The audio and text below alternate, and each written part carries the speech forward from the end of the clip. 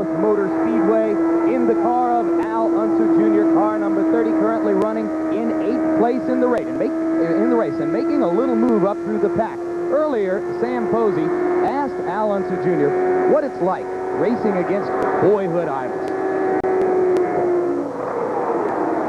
It's like it always was. It was like the first race. You know, it was, you know, these guys, they were my idols when I grew up, and they are my idols today. And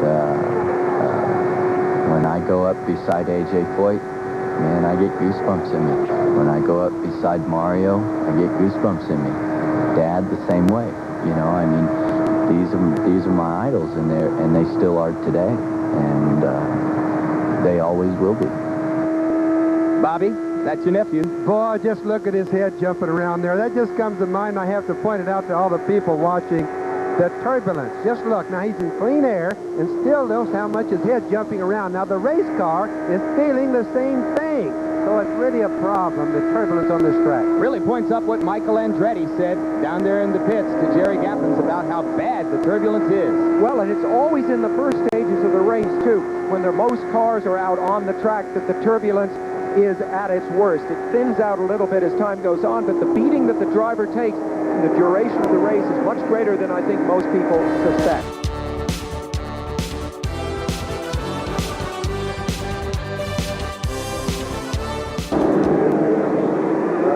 No son has followed in his father's footsteps in winning the Indianapolis 500. Al Unser Jr. and Michael Andretti could become the first sons to do so. Underneath the gondola of the Goodyear Blimp America is Gyrocam 360, a remote control camera. This is the first time it has been used on network television to cover a race, and it provides a spectacular view of this huge racing facility. They've just gone green at Indianapolis, and now Mario Andretti will get a chance to see if he can go back to stretching his lead over Roberto Guerrero and Danny Sullivan, a lead which bunched up once again during the yellow flag sequence.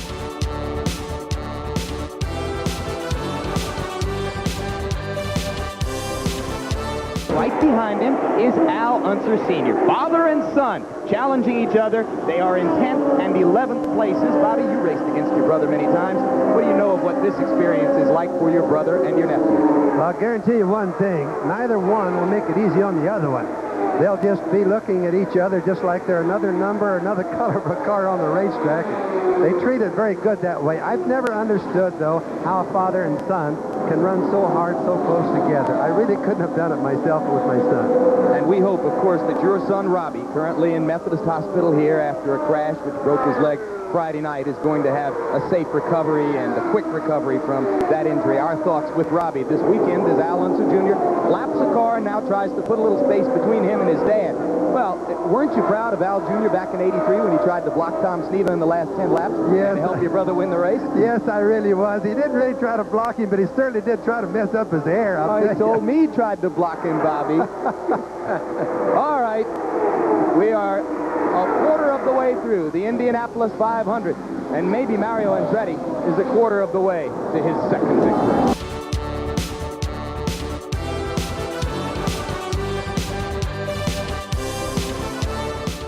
And right now, the leader on the track, not yet having pitted in this sequence, is Danny Sullivan.